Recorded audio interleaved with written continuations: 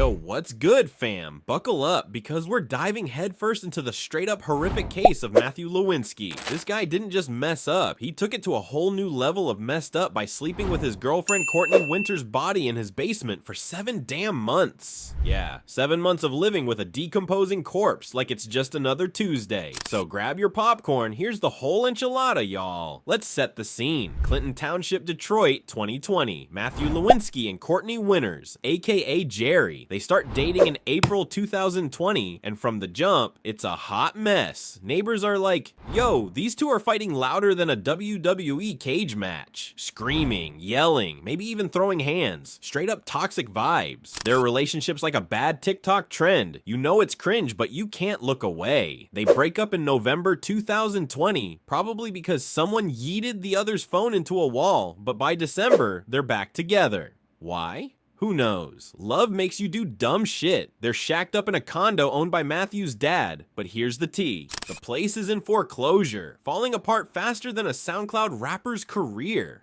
Matthew's dad has pieced out, being cared for by Matthew's sister Deborah, who's basically playing nurse while dodging family drama. Deborah and Matthew, they're straight up done with each other. Haven't talked in a year, fighting over cash and who's taking care of their dad. It's like a low-budget Real Housewives episode, but with zero glam and a whole lot of hate. Meanwhile, Matthew and Courtney are crashing in his dad's condo, which is basically falling apart because the bank's about to snatch it. They're living there rent-free, turning the place into a war zone with their non-stop screaming matches. Fast forward to July 26th, 2021, Matthew's out here living his worst life, wandering the streets of Detroit in nothing but his underwear. Bro, what's the aesthetic? Homeless chic or full-on mental breakdown? Cops scoop him up, probably thinking, this dude's high. They haul him to a hospital for a 72-hour psych check to see if he's a danger to himself or just beefing with his wardrobe. Next day, July 27th, the condo association's blowing up Deborah's phone like, yo, your brother left every light on. Our electric bill's about to fund a SpaceX launch. Deborah, who's over Matthew's nonsense, grumbles, why am I always fixing his crap? She grabs her husband Joseph, her son, and a buddy to go check the condo. She's also trying to snag some Christmas decorations from the basement. They pull up, but Deborah's like, I'm chilling outside. I'm not dealing with Matthew's drama. Real talk, she's probably dodging a sibling showdown or just got a bad vibe. Either way, smart move, sis. Joseph, the son, and the friend head inside, and Deborah's shouting directions like she's directing a low-budget heist flick.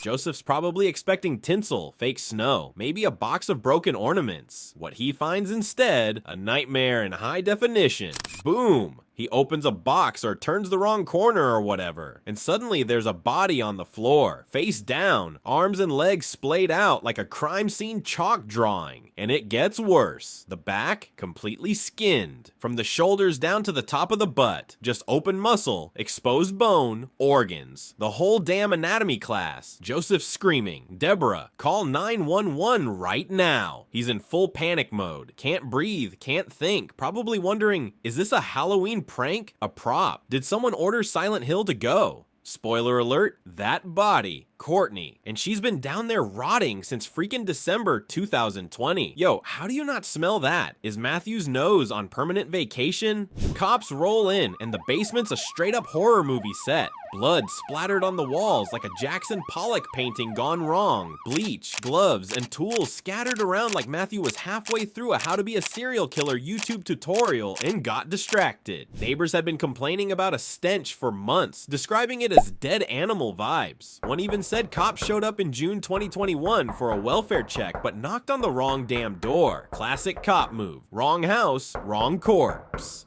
Meanwhile, Matthew's been telling people Courtney was abusive and banned from the condo, like, oh, don't worry, she's gone for good. Yeah, gone because you killed her, my guy. Cops head to the hospital where Matthew's chilling, probably doodling in a psych ward coloring book, and get this, he confesses everything. He lays it all out. December 5th, 2020, 5 days before Christmas, he and Courtney get into a blowout fight. Some sources say it was about money. Shocker, they're broke. Others say Courtney snooped in his phone and found some sus texts, maybe a side chick or a shady group chat. Either way, it's World War III in the living room. Matthew snaps, strangles her right there, and drags her body to the basement. Then he leaves her there for half a year. Were you planning to make her a Halloween decoration or what? Investigators are like, okay, but why the skinning? The body's missing a huge chunk of skin, shoulders to hips. Like Matthew was trying to audition for Hannibal. They think he was attempting to chop her up to ditch the evidence, probably because the condo was about to be foreclosed, and he had to bounce. Okay, fam, imagine this. Matthew's condo is about to be snatched by the bank. Foreclosure's knocking and he's stressing. He's got a huge problem. Courtney's body chilling in the basement. He's like, no prob, I'll just get rid of it. Easy, right? Wrong. Dude totally screws it up. There's blood splattered all over, tools and bleach just lying there, like he started a cleanup and went, I'll deal with this tomorrow.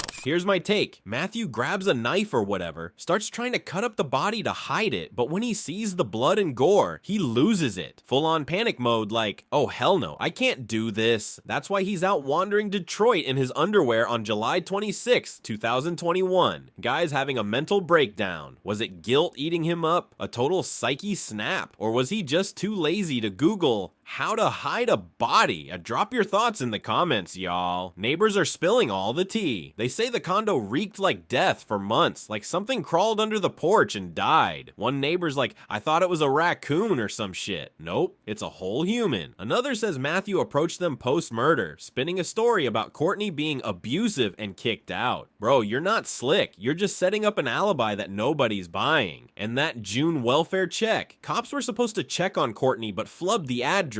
One door over, and this case could have cracked 6 months earlier. Matthews hit with the big ones. First degree premeditated murder, mutilation of a body, and concealment of a corpse. If convicted, he's looking at life in prison, no parole, no passing go, no collecting $200. He gets a psych eval, because duh, wandering in your undies ain't exactly stable genius behavior. And surprise, he's deemed fit to stand trial. His lawyer's probably sweating, thinking, how do I spin this? In Michigan, they've got 2 Hail Marys. Not guilty by reason of insanity, psych ward till you're cured, then free. Or guilty but mentally ill, psych ward, then prison. Matthew's confession makes not guilty a long shot, so they're likely banking on he's cuckoo for Cocoa Puffs to dodge a max sentence. But let's be real, you confessed to strangling your girl and turning your basement into a butcher shop. Good luck, bro. The trial's still pending, but the evidence is stacked higher than a frat house beer pong table. Blood, tools, a body, and a full-on confession. Matthew's legal team better have some Better Call Saul level tricks up their sleeve. And here's a kicker. Some reports say Matthew was acting erratic even before the murder, maybe struggling with mental health, or just cracking under the pressure of a failing relationship and a crumbling life. Does that excuse it? Hell nah. Courtney didn't deserve to end up as a basement prop while Matthew played house upstairs. This case is wild. Like scrolling X at 2 a.m. and finding a cursed thread. Wild. It's not just the murder, it's the audacity. Matthew lived with a rotting body for 7 months, eating, sleeping, probably binging The Office while Courtney's downstairs turning into a science experiment. How do you do that? Is your nose on Do Not Disturb? And the skinning? Bro, were you trying to be the next Ed Gein or just panicking like a TikToker who forgot their lines? The condo being in foreclosure adds another layer. Matthew knew he had to split, so he tried to clean up, but choked harder than a SoundCloud rapper at a live show. Courtney's story breaks my heart, fam. She was stuck in a toxic relationship, probably thinking she could fix it, only to end up betrayed in the worst way. And Matthew? He's not some mastermind villain. He's a sloppy, desperate dude who turned a breakup into a horror flick. This case flew under the radar, barely hitting the news, which is why I'm here spilling the tea. It's gruesome, it's tragic, and it's a reminder that real life can be scarier than any slasher flick. What's your take? Was Matthew a cold-blooded killer, or a guy who snapped and couldn't handle the aftermath? Did he plan to ditch the body, or was he just vibing with a corpse like it's no big deal? Oh, and if you're wondering about Courtney's family, there's barely any info out there, which sucks. They deserve justice, and I hope Matthew's facing a jury that's not buying his woe is me act. That's the whole twisted tale. Fam, straight up nightmare fuel. If you're new, smash that like button, hit subscribe, and turn on notifications so you don't miss the next banger. I'm dropping true crime heat like this on TikTok every damn day, so follow me there for the spicy updates. Don't turn your crib into a haunted house. Peace out, y'all. Stay safe and catch you in the next one.